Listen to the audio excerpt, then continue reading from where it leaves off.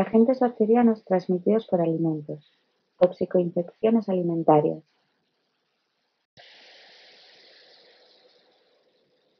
Los datos de diversas partes del mundo confirman que las enfermedades de transmisión alimentaria son una importante causa de morbilidad humana, constituyendo una de las mayores preocupaciones de la salud pública en el mundo por el sufrimiento físico, las consecuencias socioeconómicas y las pérdidas que las mismas ocasionan.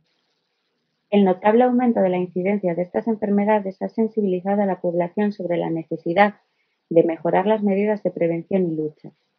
Aunque hace falta disponer de datos precisos y pertinentes sobre la contaminación de alimentos y sobre los riesgos resultantes para la salud, llevando a los países más desarrollados a la puesta en práctica de sistemas de vigilancia y control que alcancen todos los eslabones de la cadena alimentaria. Por agentes etiológicos, los gérmenes pertenecientes al género Salmonella se mantienen como los principales responsables de brotes, seguidos muy de lejos por Staphylococcus y otros. No obstante, debe resaltarse el hecho de que en los últimos años el número de brotes de etiología desconocida ha superado a los conocidos, ocurriendo del mismo modo cuando consideramos el alimento, vehículo y otros factores contribuyentes. La OMS estima que el 70% de las diarreas se producen por toxicoinfecciones alimentarias, produciendo más de 1,3 billones de casos y más de 3 millones de fallecimientos, sobre todo en menores de 5 años. Los alimentos pueden constituir el vehículo de transmisión de dos grupos de microorganismos patógenos para el hombre. Por un lado, los organismos productores de enfermedades infecciosas en los animales que son transmisibles al hombre, zoonosis, encontrándose en los alimentos en el momento que son obtenidos, contaminación previa o endógena. Y por otro lado, los organismos productores de intoxicación y toxinfección alimentaria humana, que no existían inicialmente en los alimentos, pero se sumaron a ellos, contaminación posterior o exógena. Clasificación. Infecciones alimentarias. El germen o parásitos patógenos son vehiculados por el alimento, por ejemplo la brucelosis. Entre sus características encontramos que es necesaria una dosis mínima infectante, relativamente pequeña. No es necesario que las bacterias se multipliquen en el medio. El alimento es solo un medio de transporte y el periodo de incubación dura entre 15 y 20 días. Intoxicación alimentaria. Acaece a consecuencia de la ingestión de alimentos que llevan en su composición una serie de sustancias químicas de origen bacteriano fruto de su metabolismo, liberadas en el alimento e ingeridas por el individuo, como por ejemplo el botulismo o la enterotoxina estafilocócica. Toxinfección alimentaria. Es una acción intermedia entre la intoxicación y la infección, ya que la forma vegetativa va vehiculada con el alimento y puede infectar el intestino. Además, este germen puede lisiarse en partes del mismo, liberando endotoxinas que se suman al efecto entero patógeno. Sus características son intermedias, precisando de una alta dosis infectante primaria. Su mecanismo consiste en que una vez dentro del tracto digestivo se libera una endotoxina que irrita la mucosa y puede ser invadida por el germen. Incluye bacterias como Clostridium, Salmonella, Escherichia coli, Yersinia, etc. El problema de las enfermedades transmitidas por los alimentos es de suma importancia, tomando dimensiones de epidemia en el mundo entero, preocupando no solo a los organismos internacionales, sino a la propia opinión pública. Representan un problema actual tanto por el coste económico no valorado lo suficiente como sanitario. Predominan los brotes familiares sobre los públicos y entre los agentes bacterianos los más frecuentes son las salmonelas y el estafilococcus. Prevención y control de intoxicaciones y toxicoinfecciones alimentarias. Las graves repercusiones vistas en la salud pública hacen que las administraciones públicas, a través de sus servicios de salud, tomen conciencia del problema, llevando a cabo la realización de medidas preventivas con el fin de evitar las repercusiones. Los objetivos principales actuales son mantener y disminuir el número de casos de toxinfecciones alimentarias mediante el cumplimiento de la legislación vigente en higiene alimentaria.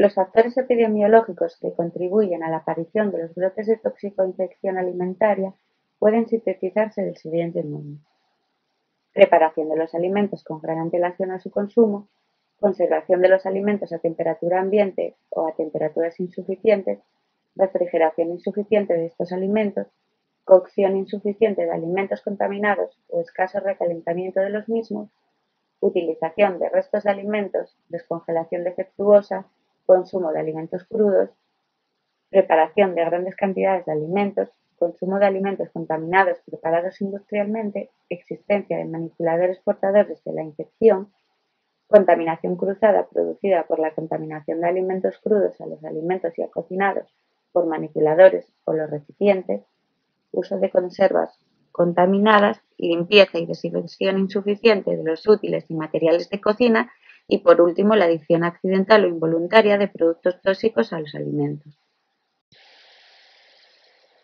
Actuaciones de profilaxis generales.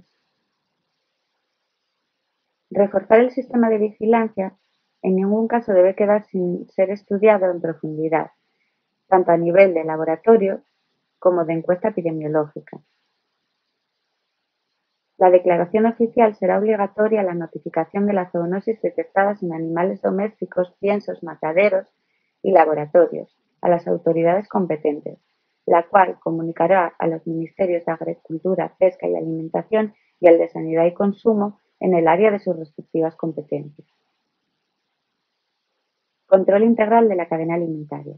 Teniendo en cuenta que el nicho ecológico de la enfermedad alcanza tanto a los animales silvestres como domésticos, a las industrias alimentarias, a los comercios minoristas, la restauración colectiva y, en definitiva, toda la cadena alimentaria, todas las acciones deben realizarse de forma íntegra en todos los sectores. Tanto la sanidad animal, que debe centrarse sobre el control de los sectores más frecuentemente implicados, para lo cual el Real Decreto 2491/94 da las pautas para los planes de control de salmonela en las manadas de aves. Las muestras se toman de las manadas reproductoras, manadas de cría y reproductoras adultas, huevos para incubar muertos, etc. Cuando se detecten los análisis salmonelas, este debe ser comunicado a la autoridad competente y el Ministerio de Agricultura y Pesca y Alimentación. En el área del control alimentario, casi todas las actuaciones se centran en el control oficial de los alimentos. Este será realizado de forma rutinaria y programada en todas las fases de la producción de alimentos. El control oficial de alimentos consta de las siguientes actuaciones. 1. La inspección, que debe abarcar todos los locales y todas las fases de la producción de las materias primas a los productos acabados. Otro, la toma de muestras oficial para verificar que se cumplan los parámetros oficiales. Otro, el análisis oficial y los autocontroles de los responsables de los establecimientos, los cuales deben de establecer un sistema de control de punto crítico de control, CPC, supervisar las DDD, guardar registro documental y escrito de los registros efectuados, control de su producción, etc. Además de esto, también un examen documental. Además del control oficial de los alimentos, puede desarrollarse dentro de un marco de programas específicos, como el programa de restauración colectiva, coincidiendo en épocas estivales, la prohibición del uso de salsas mayonesas de huevo durante determinadas épocas del año en el ámbito de restauración colectiva, los programas de formación de manipuladores de alimentos, etc.